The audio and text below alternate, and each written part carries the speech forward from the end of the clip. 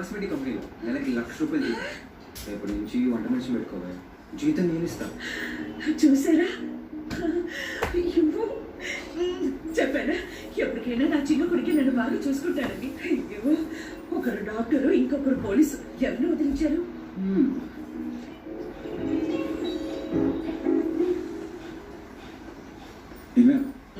Sir జాబ్కి లేదండి, ready అవుతున్నాడు.